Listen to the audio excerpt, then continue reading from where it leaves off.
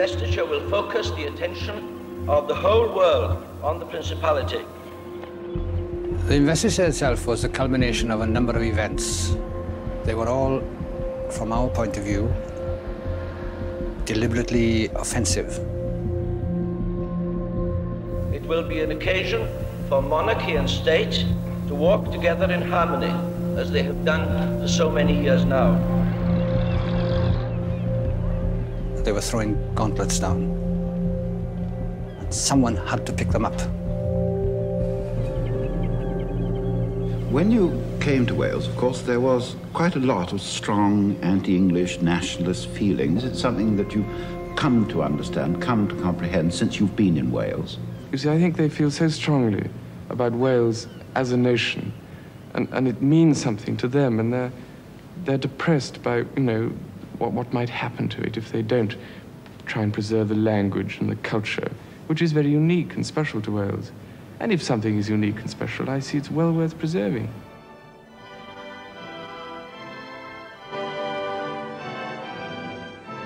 Well, it's now just 10 minutes to midnight, time on BBC One for us to wish you a very good night.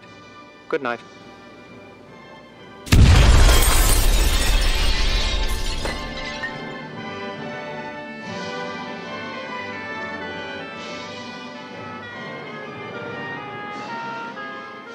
Yn ystod y nos neithiwr, fe ddigwyddodd yr hyn roedden ni I gyd wedi bod yn ei ofni ers misoedd.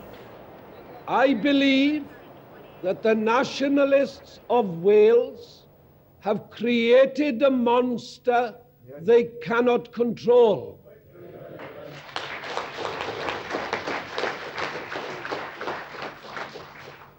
They have created an atmosphere in which violence of this sort is seen as the logical end of their philosophy.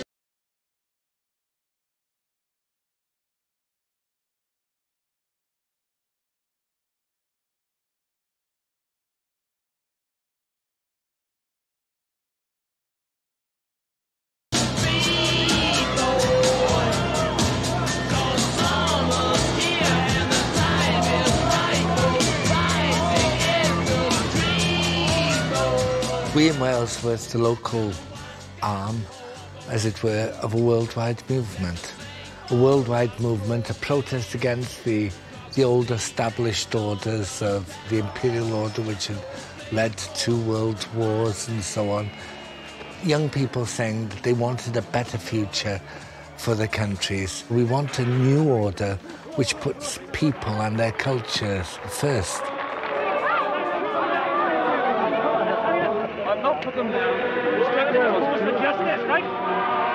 So the irony of the investiture is that it happens at the end of the 1960s, the end of a decade of extraordinarily tumultuous politics, decolonisation, student revolution, the pill, the expectation of equality. It's absolutely huge.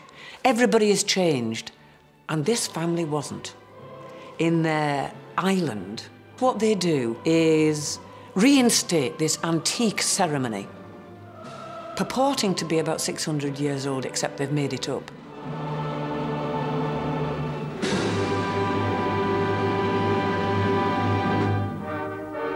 The promise of the investiture ceremony had been made in Cardiff over a decade earlier. The British Empire and Commonwealth Games in the capital have made this a memorable year for the Principality. I intend to create my son Charles, Prince of Wales, today. When he is grown up, I will present him to you at Carnarvon.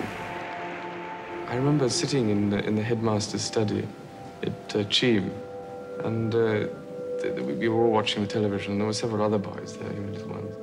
I remember being acutely embarrassed when it was announced, you know, and I had this great cheer coming from the stadium in Cardiff. And I think for a little boy of 9, it was rather bewildering.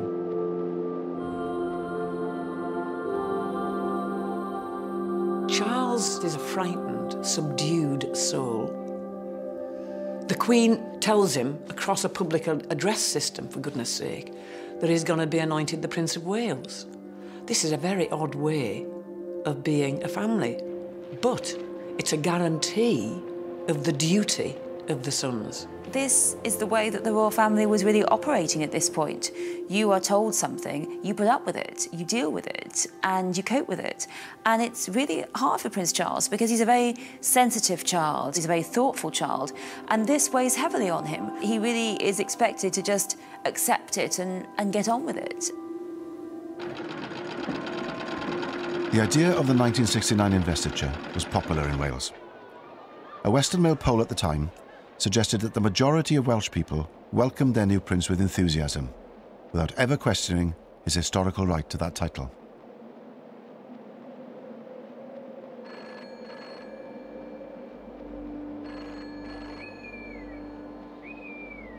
Wales has always been regarded as something of a poodle.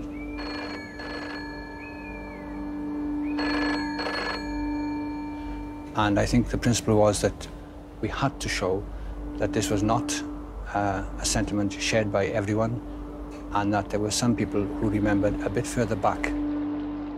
One of those who questioned the legitimacy of this unfolding ceremonial was a man who had pledged his life to serve Queen and country. A young army sergeant called John Jenkins, who single-handedly took it upon himself to reorganise and mobilise an underground movement called MAC, Mudiad Amddiffyn Cymru, against the most public display of state power this small country had seen in recent years. John Jenkins was born in 1933 and raised in Treharris and then Pen y Bryn in the Rhymney Valley. He was the son of a miner, and he described his childhood as idyllic. The young John wasn't raised as a Welsh speaker, but he was fascinated by history and his Celtic roots. In particular, he was captivated by Capel Gwladys, an ancient site on Gelli Gaer Common, close to his home in Pen y Bryn. It's a place he would return to many times in his life. He played drums in the local kazoo band, and his love of the drums and the outdoors would take him into the army.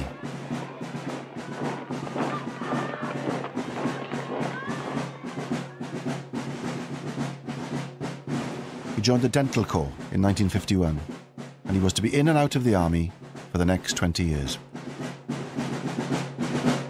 Cyprus. In keeping with British anxiety that the frequent riots may lead to bloodshed, our troops have exchanged their arms for riot sticks and shields. By the summer of 1958, John Jenkins is posted to Cyprus. What going on in Cyprus at that time is the AORCA campaign, which is against British rule on the island. After 4 years of an insurgency in which police bases and military bases are targeted, Cyprus is handed back its independence, and John realises that this has been achieved with only a handful, a comparatively small number of men.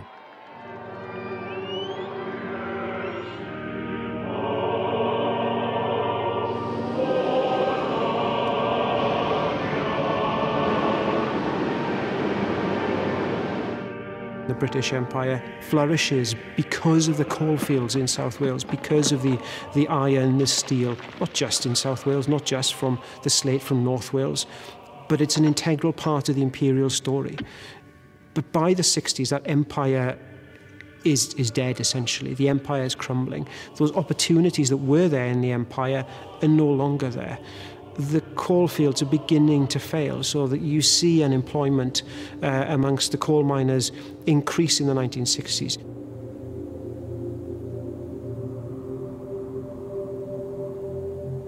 With Welsh industry in slow decline, water was perhaps the only natural resource that Wales had left in abundance. Dams had been built and valleys drowned since Victorian times. But it was the proposal by Liverpool Corporation to create yet another reservoir at Capel Celyn that was to bring the Welsh nationalist spirit to life. For many in Wales, the drowning of the village of Capel Celyn in the Tryweryn Valley was the defining political event of their generation. Despite protests on the streets of Liverpool, numerous petitions, and a vote by every Welsh MP against the proposed scheme, the drowning of the valley went ahead. John Jenkins' political flowering really begins with witnessing what is happening with the flooding of Tryweryn. I mean, he's in Germany at the time. He sees that there are 36 Welsh MPs, not one of whom votes in support of the bill, and yet, having exercised this democratic opposition, the voice of Wales is ignored. But he thinks something's wrong here. When a nation such as Wales can be hit over the head so badly, then where do we go from here? Where does that leave us?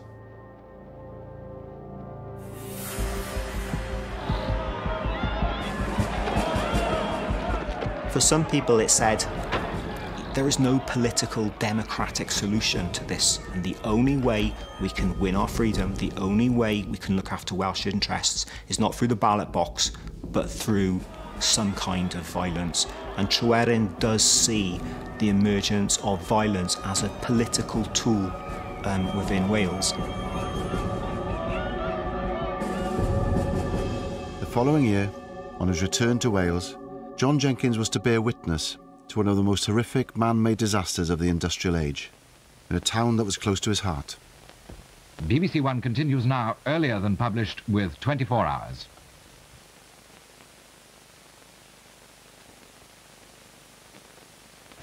Honestly, I don't know how to begin. Never in my life have I ever seen anything like this. I hope that I shall never, ever see anything like it again. This is one of many valleys in South Wales, in the South Wales coalfield tonight. It's a very special valley. It's a valley that contains death. 116 children and 28 adults were killed when the slurry from a coal tip engulfed the local junior school. I began to feel discredited in many ways, in that I was a member of a nation which was downtrodden and which was suffering. It was my mother's home, you see, for a start, and I felt it very deeply.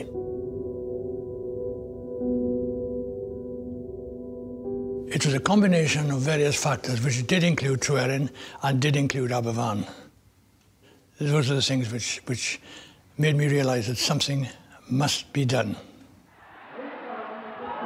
That summer had seen a significant victory for the nationalist movement in Wales, with Plaid Cymru, the Welsh Nationalist Party, winning its first parliamentary by-election in Carmarthen in July 1966, making Gwynfor Evans the first ever Welsh Nationalist MP at Westminster.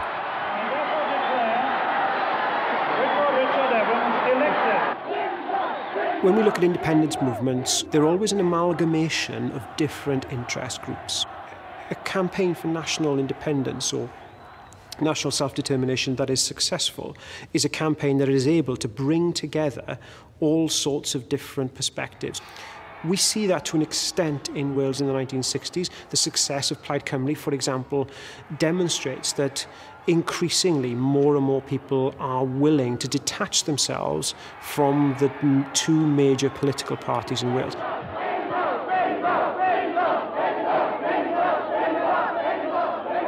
But Gwynfor Evans would struggle to reconcile his position as Plaid Cymru's only representative in Parliament with the demands of other groups within the growing movement for Welsh independence. Cymdeithas yr Iaith was founded in 1962 to try and get official status for the Welsh language, to get road signs in Welsh, official forms in Welsh, was part of the awakening of realising that our language was not something which was dying out, but was part of a living, new, young enthusiasm for Wales, a young revolution in Wales. You have Cymdeithas yr Iaith that are committed to direct action, but Cymdeithas yr Iaith are also an organisation which is committed to pacifist means. And then you have groups like MAC and the FWA who are committed to a more violent campaign of disobedience, of disruption, of terrorism, if one likes. At Machynlleth, the young people met to express through a protest march their dissatisfaction with the situation in Wales. These rallies drew together a variety of organisations: the Free Wales Army, the Young Patriots League, the Patriotic Front, the Anti-Sice League, and it's open to question how far these various groups enjoyed shared objectives and shared membership.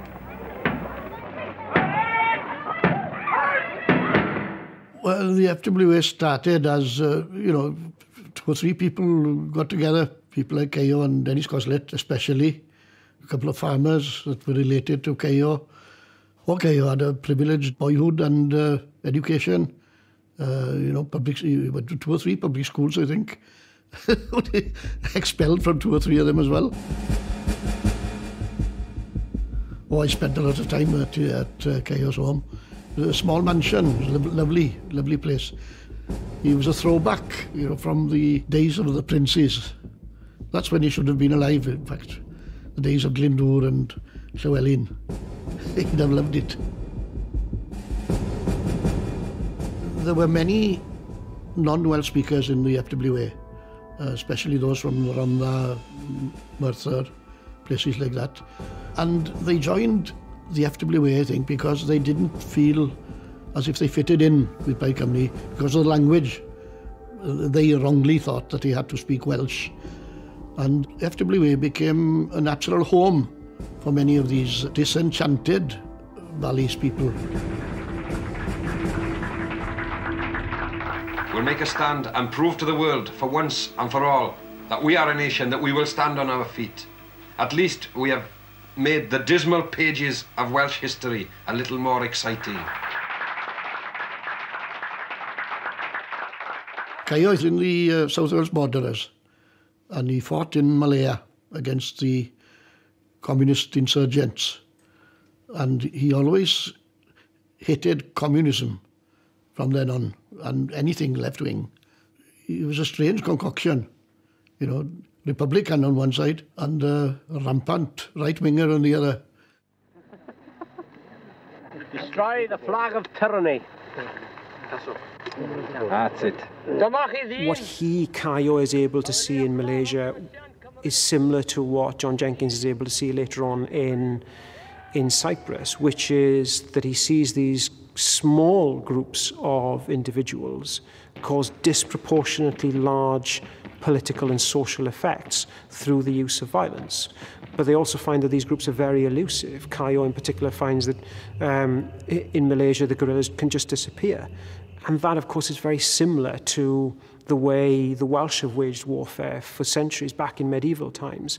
The landscape of Wales is very rugged, is very rural. And if you look at the ways the campaigning of, for example, Owain Glyndŵr, there's a big emphasis on small, what we might now call guerrilla tactics.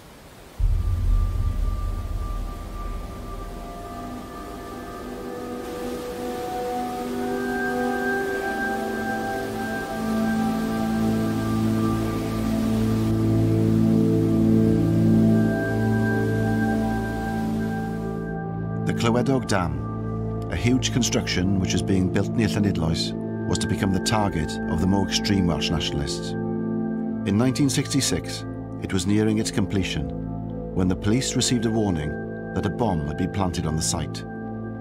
8 pounds of gelignite had been placed under an 80-foot steel mast that was connected to another by 110 feet of 3-inch cable. It exploded, sending the entire construction cascading down the hillside. Speculation was rife about who might have been responsible, but an olive green Castro cap, found 30 feet from the scene, seemed to point the finger conclusively towards Cayo Evans and his men. I don't think it was being worn by anybody who undertook the operation. It was dropped deliberately by somebody, put it that way.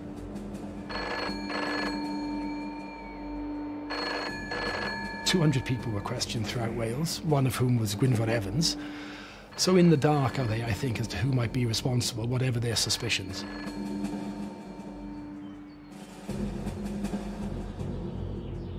The Clywedog explosion had in fact marked the return of a shadowy organisation which had been started back in 1962 in reaction to Tryweryn.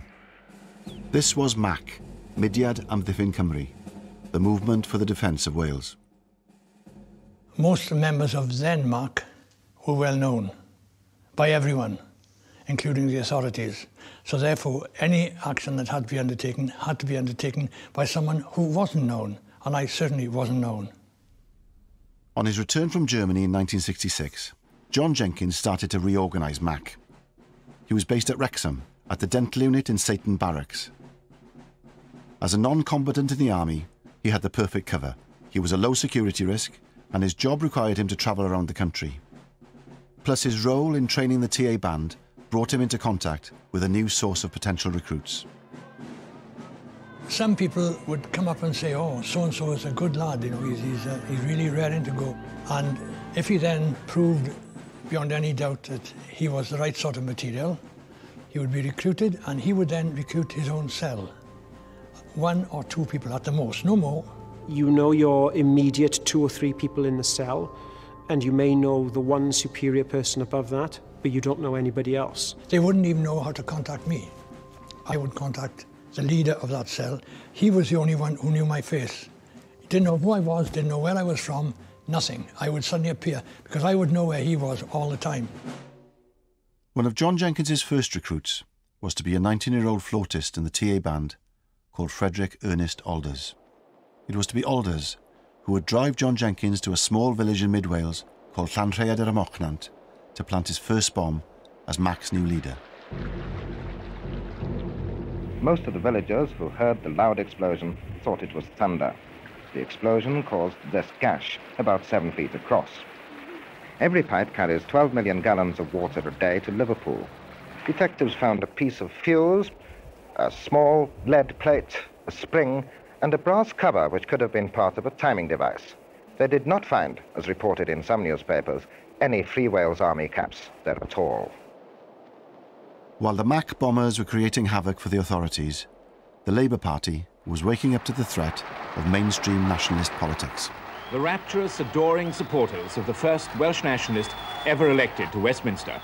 Is Gwynfor Evans's triumph merely a quirk of history, or is he the standard-bearer of a new Welsh rebellion? The Labour Party in Wales, yes, they were surprised, but it wasn't something that overshook them, because in the Welsh heartland, in West Wales, containable. But then a year later, when from the West almost went to Plaid, you know, that was really serious business, because now Plaid Cymru had come to the door, to the front door of the Welsh Labour heartland. Somehow, whoever it was, they must have thought back, they must have known their Welsh history, how the investiture of 1911, that Lloyd George himself thought of, how popular that appeared and came across Wales. Someone must have thought, hey, this is what we need to do.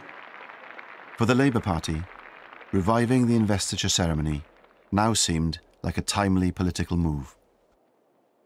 There was an understanding, I think, on the part of Labour MPs that the royal family was a lot more popular than one might appreciate if one just listened to the nationalist narrative, and that by holding such an ostentatious demonstration of royal power and of unionist power in the capital of Welsh nationalism, they would be cocking a snook at any kind of move towards a more nationalistic Wales. When the Labour government announced that the investiture was to take place at Caernarfon on the 1st of July 1969, it provided a new focus for the nationalists in Wales. Ond wedi syni fwy bod cenedlaetholwyr wedi gallu croesawu a breichiau agored berson sy'n symbol o'n huniad a Lloegr.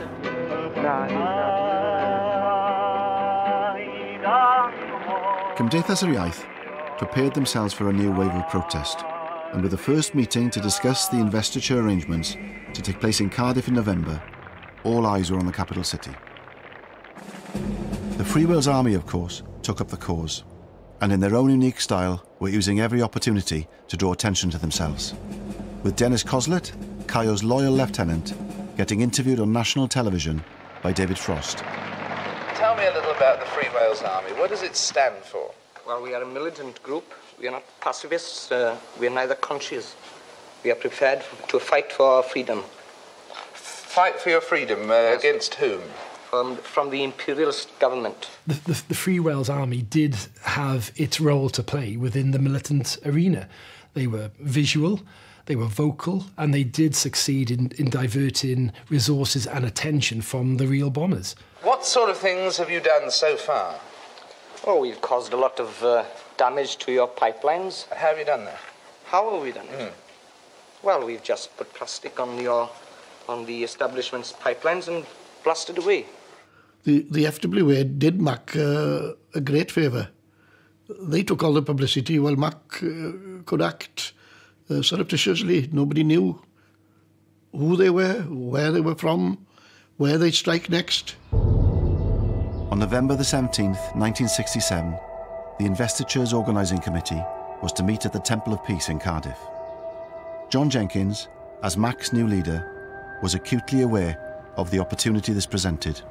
John decides that every time a member of the royal family or those involved in the organisation of the ceremony steps into Wales, there will be an explosion. In the early hours of the morning, on the day of the investiture meeting, a 15-pound bomb exploded in the Temple of Peace.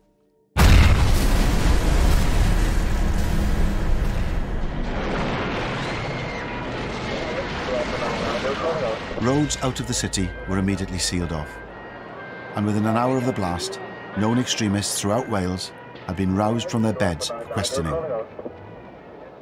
A frantic effort was made to prepare the building for the meeting, which was due to take place in the Grand Hall at 11:30 that morning. The Queen had appointed her brother-in-law, Lord Snowdon, to coordinate the ceremony. He arrived at Cardiff Central Station to be informed that both he and the conference were the subject of a police maximum security operation. I wish to deplore and condemn the action which took place in the Temple of Peace here in Cardiff in the early hours of this morning.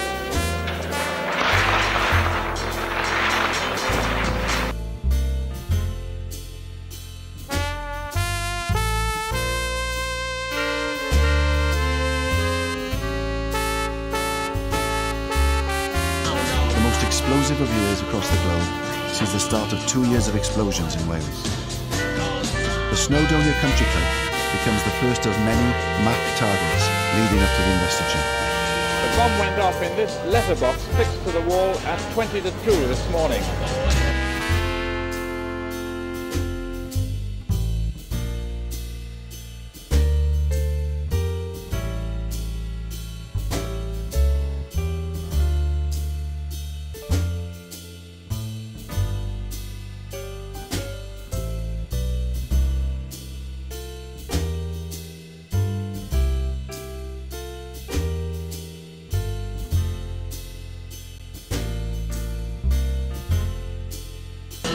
Carnarvon Castle, where the bitterness was born, where in 1282 Llewellyn the Great was killed fighting the English.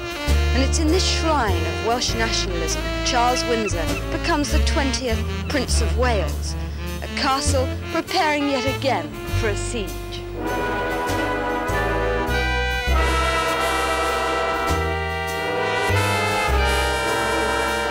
Would you like to go to the investiture and see the Prince? No. Why not? In case there'll be a bomb there.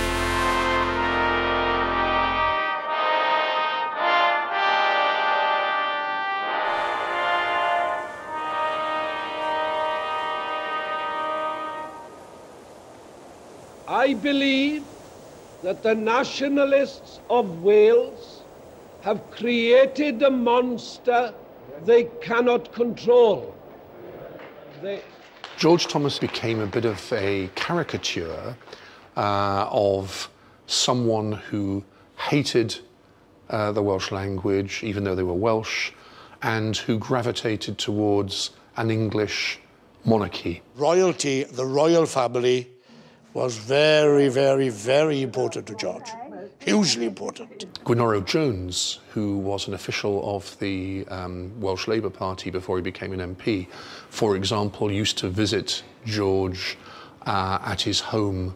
He walked into the lounge, either side of the fireplace, 2 feet by 3 feet type of size. Both sides, the Queen and Prince Charles. Amazing. Funny thing to keep in your lounge, isn't it? The first appointment of the day for George Thomas MP, Secretary of State for Wales. Breakfast with Mound. I'll write it again, Mr. even though the announcement of the investiture was in the days of Llywelyn Hughes, the carrying out of the process, that was George's responsibility, and I bet you he must have loved it. He would have been in his element. The Prime Minister said to me, and next year, George, you will have the investiture of Prince Charles. Well, at that stage, I didn't think it was going to involve any problems, because I thought, well, that's right, it'll be a very pleasant occasion, but a full stop. But of course, we had a lot of anxieties first. A device had been placed on a basement windowsill, and the blast, which was heard 3 miles away, blew indoors and threw furniture around. No sooner had George Thomas become Secretary of State than Mac struck again, audaciously blowing up his headquarters at the Welsh office. Minister, do you think that, say, Home Rule for Wales would stop this sort of thing? Not at all. Our Home Rule for Wales isn't wanted by the Welsh people. You'd start a lot more trouble if you tried to give Home Rule to Wales. What we are seeking for is a greater sense of participation in the work of the government. Prince Charles, on a visit to the Welsh office, has his first experience of anti-investiture protest. But the throwing of smoke bombs evoked little sympathy for the protesters, who were accused of, in the words of one church leader, ignorant discourtesy to a young man who is in no way responsible for the position in which he finds himself. La la la la la la la la la la. Mae gen I ffrind bach yn byw yn Buckingham Palace, a Charlo Windsor yw enw e. Tro dwetha res I gnogio ar ddrws oedi, daeth ei fam i'r drws a medde wrtha I. O Carlo, Carlo, Carlo mare bolo heddi. Carlo, Carlo, Carlo mare bolo vita dali. Well, I was a student in University College, Aberystwyth, as he was at the time. Prince Charles was to be seconded to Aberystwyth for 6 weeks of the summer term, during which time he's going to learn the Welsh language, he's going to learn everything about Welsh history and Welsh culture, so that he'd be acceptable then as Prince of Wales. It was quite a surprise when I learned that I was going to be sharing lectures with the Prince of Wales. I wasn't very excited about that. In fact, I thought it was pretty awful. I thought it was quite ridiculous that he would spend a term and learn all he needed to know. There we go. Not my choice. But when I was chosen by my fellow students to be the chair of Plaid Cymru in the university, it did become a bit of my business, I have to say, because we became then open to persuasion by the authorities to behave ourselves and not to engage in what was called immature protest against the Prince.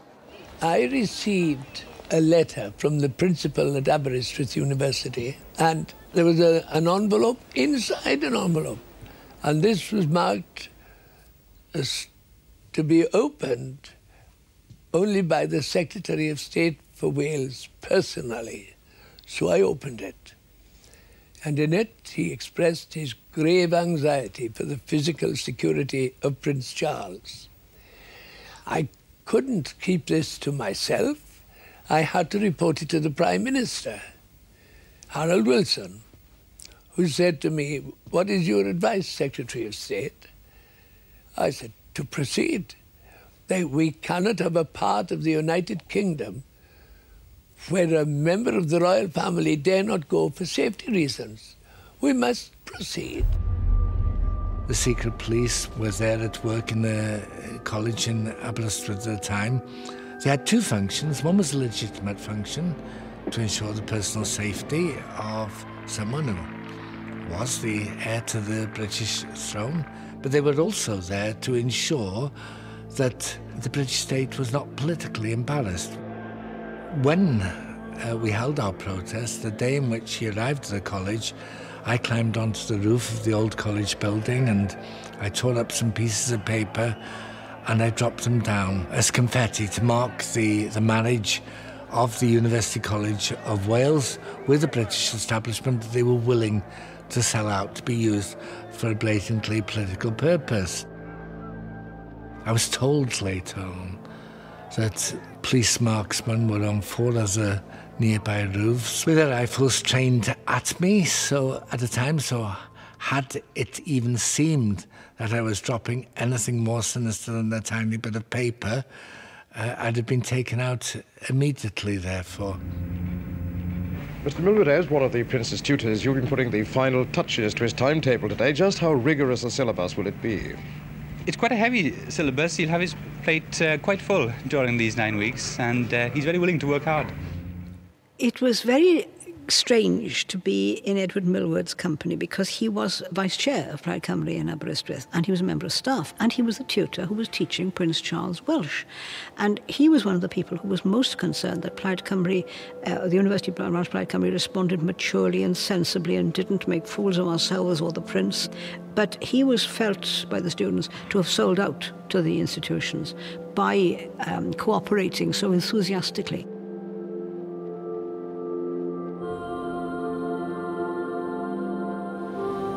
There have been stories that you've had rather a lonely time at the University of Wales at Aberystwyth. Is this so?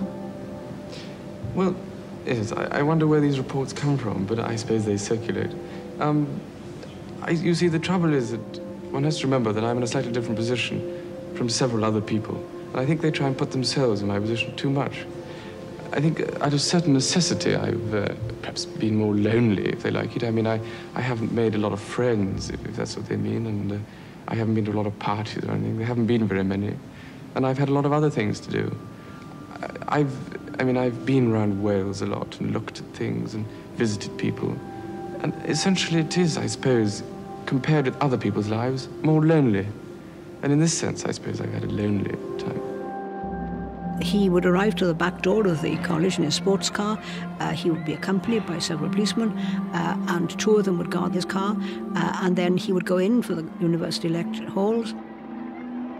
Students would be there already. He would come in, he would sit in the front of the lecture hall, and there would be 2 policemen outside the door to ensure his safety.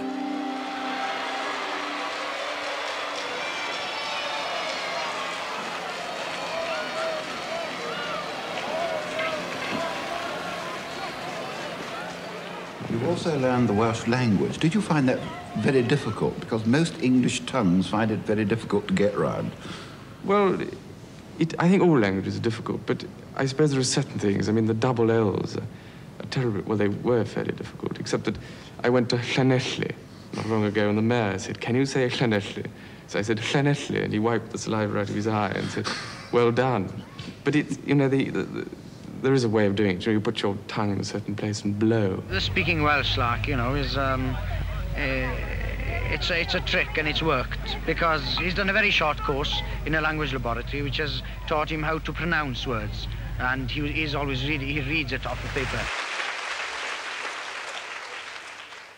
Rydw I wedi synnu at yr holl gystadlaethau yn y sefydliad rhagorol yma, ac rydw I wedi cael blas arbennig ar y canu brwd a phersain. Canu mor frwd, fel y byddai'n dda eich cael chi gyd yng Nghaernarfon. Prince Charles has won over the hearts of most of the middle-aged women, especially. And this has been effective, you know, and the ceremony itself was cooked up more or less for the 1911 ceremony at Caernarfon by Lloyd George. And it was then a political gimmick, and to a great extent it is now also a political gimmick. Well, this picture is a very splendid picture of the presentation of the very first English Prince of Wales to be presented to the Welsh people in 1284. And this little fellow here is the actual Prince of Wales being held by his dad, King Edward I. And here are the painters of this splendid picture. There's Ian, Lynn and Mark. Hello. Now, Now, of course, there is the famous story that the Welsh had said they were going to refuse to have any Prince of Wales who didn't speak Welsh. And so Edward tricked them, and he brought out his newborn son, who spoke no language at all, and said, "Here is a Prince of Wales who doesn't speak English." That is a complex moment of myth-making, really, because actually the investiture of Edward II took place over in Lincoln, in East England, rather than Carnarvonshire in 1301, 17 years later. And no ceremony was recorded, and certainly nothing happened in Carnarvon because Edward wasn't there. So when we think about these ceremonies, we've got to think about an idea first coined by historian David Cannadine. That was the invention of tradition. The monarchy stress through staging royal ceremonies in more public ways that this stuff is old, that it has a long tradition reaching back hundreds of years, if not 1,000 years, when in fact all of the pageantry, the pomp and circumstance, the colour, the gold, the glitz that we associate with the modern British monarchy, a lot of it's come from the 19th century as a way of sort of articulating a sense of shared history and heritage that unites the nation as a whole. 1969 is definitely a departure from 1911 in terms of the way the ceremony looks and feels. And instrumental to the changes is the figure of Lord Snowdon, Anthony Armstrong Jones, who had, at the start of the decade in 1960, married the Queen's younger sister, Princess Margaret. And in his approach to the ceremony in 69, he tries to incorporate all of the sort of the feel of the 1960s, that it is a more modern ceremony. I think that when I did it, there are certain people thought I was going to be a whiz kid and do an ultra-modern thing. Actually, it was very traditional. And if it's sort of like what Henry V would have done if he'd had perspex. I wanted it to be romantic. I wanted to be good on television. That was the only thing. I did not want it to be an elitist ceremony. In the stage management of a national occasion, there's never been such a bias towards television before. Scarcely a battlement here without its cameras. And under the guiding hand of Lord Snowdon, the castle has become a kind of medieval television studio. I mean, it would be madness to design it just for the few inside. I must design it for the 500 million viewers, which is believed to be watching. And the rehearsal started where the procession itself will start, at the special Royal Railway platform built near a factory 2 miles from the town. It was one of the biggest security the country had ever seen at that time. There were nearly 2,500 police officers. They came from everywhere, including the plainclothes. I think there were about 1,000 of those, 1,500 nearly uniformed officers. To organise such an event was enormous. The gentleman in charge, the Duke of Norfolk, he was an experienced coordinator of such events, but the biggest danger is if you pre-tell everybody where you're coming, how you're going to do, where you're going to walk. A good terrorist can either have a sniper, an explosion, or what have you, and that's how, if I was going to attack anybody, how I do it. The discovery of a bomb near Holyhead Pier, where the royal yacht was due to visit, intensified police fears over security. 3 men were arrested, but their connection to Mac was never proved.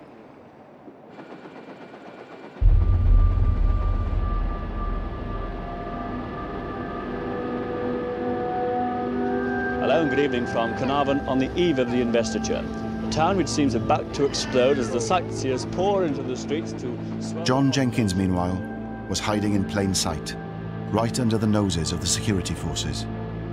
Still a sergeant in the British Army, he had managed to get himself stationed at a temporary army camp in Caernarfon, from where he was directing his bombers. The night before the investiture, there were 4 groups out. The object of the exercise was to disrupt the ceremony and to cause as much uproar as possible. One was a bomb placed somewhere near where the royal family coach would be coming down. Not near enough to cause any damage, but near enough to cause uproar. Another was placed in the Chief Constable's garden, and that was timed to create a 22-gun salute rather than a 21-gun salute. And another one was to blow up a pier at which the royal yacht was due to harbour, which meant it wouldn't be able to harbour because there was no pier there. The fourth device was to be set in Abergele, 35 miles up the coast from Carnarvon, by two MAC operatives, Alwyn Jones and George Taylor. John has insisted that he instructed the cell leader, Alwyn Jones, to target a government installation in the town, a social security office, because Abergele is en route to Carnarvon, and John is aware that the Royal Train will be passing through Abergele on its way to Carnarvon. I know people like to say, oh, the Royal Train, because it makes good copy. It was not true. We did not target the Royal Train. There was no intention to hurt or kill anybody. There never was. There was a hole in the ground, not a very deep hole, and there was a pair of shoes alongside the hole where the person had been blown up out of his shoes. It was dark there, and you could not identify anything that you found. I think we had to wait until daylight, really, to find the extent of it, but we knew that there were two persons. On the day the world's media focused on the investiture, two of John Jenkins's operatives were found to have blown themselves up with a bomb Jenkins himself had made.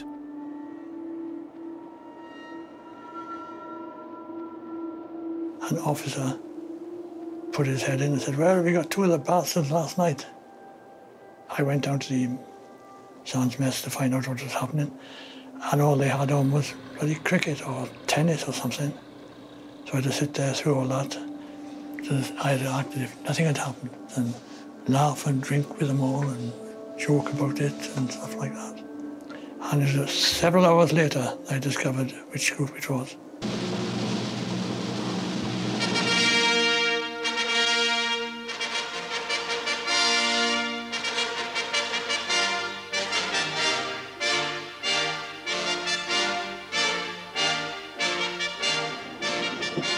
As the programme went on air, two unexploded devices still remained in Carnarvon.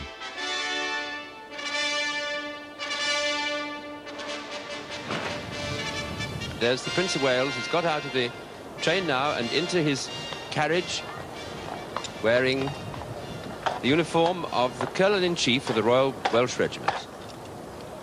With him is the Secretary of State for Wales. We would be untrue to history if we did not say everyone, including the royal party, everyone held their breath until the thing was over.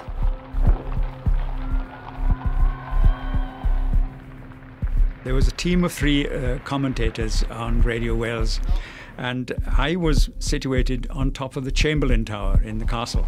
Now he moves off into town. We shall pick him up in just a few minutes when he's entering the outskirts of Carnarvon itself. And there, out at Griffith's Crossing, Majesty the Queen.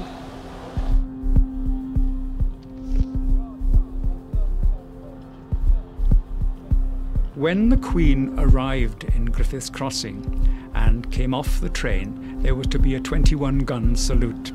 We had instructions, whoever was on the air when the royal salute began was to cue back to me, and I would say immediately jump in and say, now you heard that gun go off. That was the first of the 21-gun salute, signalling the fact that the Queen has now arrived in Wales and is on her way into Carnarvon.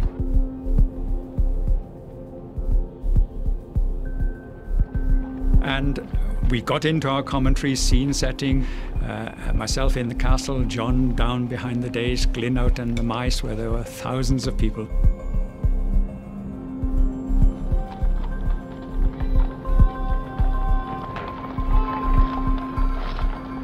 And suddenly, and rather unexpectedly, there was this boom. And so Glyn, fair play, did exactly as we had arranged. He handed back to me, and I jumped in quickly and said, there you are, he said, you've just heard the first gun of the 21-gun salute. Now we'll listen to the other 20 guns. Absolute silence, nothing. It was quite clearly a bomb. But Prince Charles just looked at me and said, what was that, Mr. Thomas? So I said, Royal salute, Prince Charles. And he looked at me with a question mark in his eyes and he said, peculiar royal salute. And I know North Wales will forgive me because I said, peculiar people up here, sir. I had to say something to cover up. And we both laughed. I said, well, evidently that wasn't the first gun of the 21-gun salute. And then I looked over my shoulder and I just saw a plume of smoke on the hill behind the other side of the harbour, and some people running around. And in fact, it had been a bomb, maybe a diversionary bomb, but it was a bomb. Now, what we're looking at now is an incident of some kind. I heard an explosion just a little moment ago. We thought that one of the guns had gone off accidentally. There could just possibly have been an explosion. The bomb, planted by Mac in the Chief Constable's garden on Love Lane, had detonated as planned, throwing the traditional 21-gun salute into disarray. Now here's the Queen, following up behind her son and just on the outskirts of the town with a full sovereign's escort. The Queen is utterly preternaturally calm. Nothing can flap her. I mean, the Queen herself was very nervous when she went through the coronation. She was very nervous about the ceremonial, very nervous about the fact that if you put a foot wrong on TV, it'll never be forgotten. So how must Prince Charles feel going into this impossible new ceremony? A young man, he's not king yet, he's a long way from that responsibility, and he's young and he's nervous and he takes things incredibly seriously. If he puts a foot wrong, he will really take it terribly to heart and feel he's made a dreadful mistake.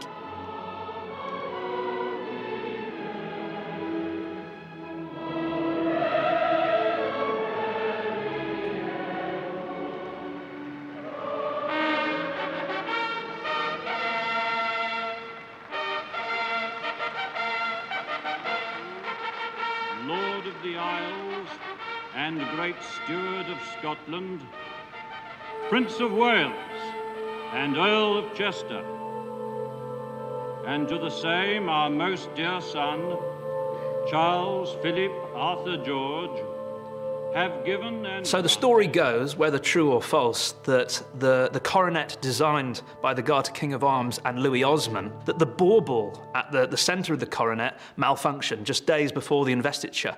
And so rather than fuse the original bauble back at the centre of the coronet, what instead they had was a ping pong ball wrapped in gold leaf, which made it there on the day. The symbol of sovereignty. I'm not totally convinced by the story. I think it's one that the tabloid press ran with a few years ago. Mac devices which have yet to activate, which should have activated at some point during the investiture day. The first, which John claims was placed at Llandudno Pier as a way of preventing Prince Charles from stepping off from the Royal Yachts Britannia onto the pier to begin the royal tour of Wales, which apparently is never found. Or is found, but the authorities have denied any knowledge of it. But the other device in Caernarfon activates on the 5th of July, 5 days after the investiture, when 10-year-old Ian Cox, who's on holiday from England, goes to retrieve his ball. It's gone behind a wall, kicks out at what he thinks is an old lampstand. It activates and he suffers severe burns and his right leg is amputated. Without question, the low point of this campaign is the injuries to that little boy.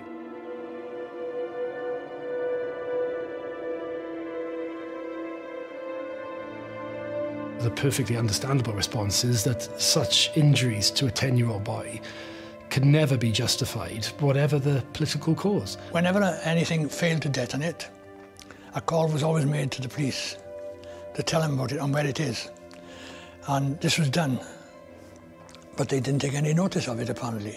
So I made a point of asking, when I was captured eventually, why didn't you take any notice of the call about the bomb? And they said, because it was one of thousands we had on that day, and we couldn't possibly investigate all of them. Such a campaign of sort of indiscriminate time devices, deaths and injuries are perhaps inevitable one way or another. Explosions on remote pipelines in the Welsh mountains is one thing. Blood on the streets is quite another.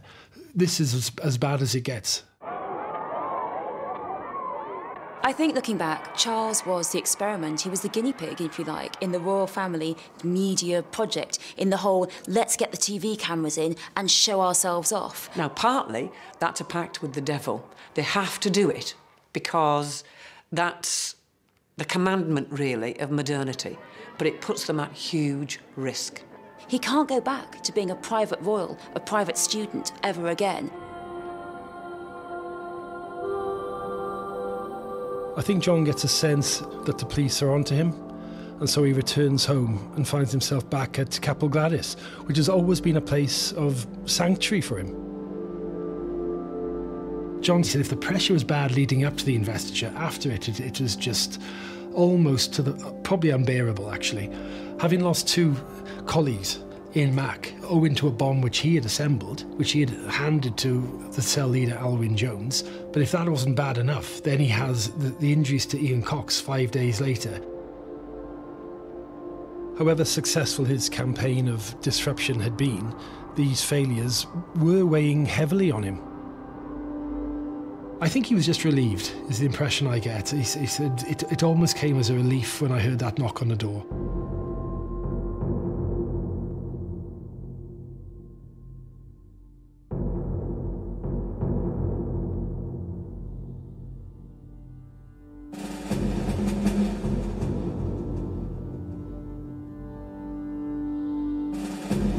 "50 years on, aged 86, John Jenkins is seeing out his days in a nursing home, having forgotten nothing. While history seems to have forgotten him and the war he once waged against the British state, he says his only regrets are the deaths and the casualties that he caused. The investiture thrust Charles into a life lived under constant media scrutiny and intrusion.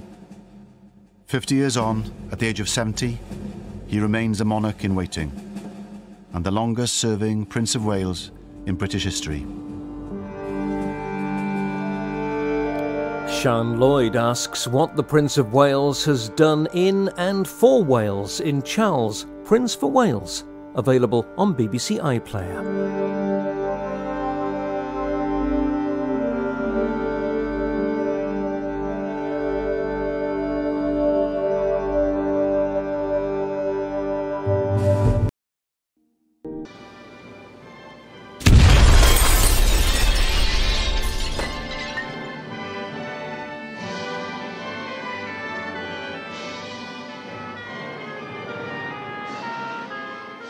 Yn ystod y nos neithiwr, fe ddigwyddodd yr hyn roedden ni I gyd wedi bod yn ei ofni ers misoedd. I believe that the nationalists of Wales have created a monster they cannot control.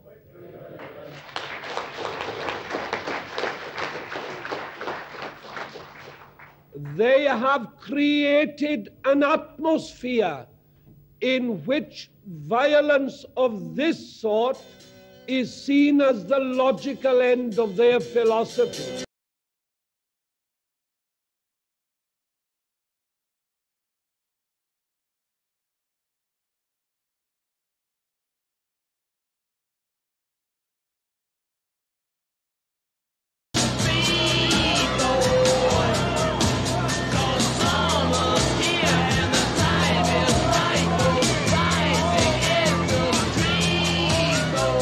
We in Wales were the local arm, as it were, of a worldwide movement. A worldwide movement, a protest against the old established orders of the imperial order which had led to world war.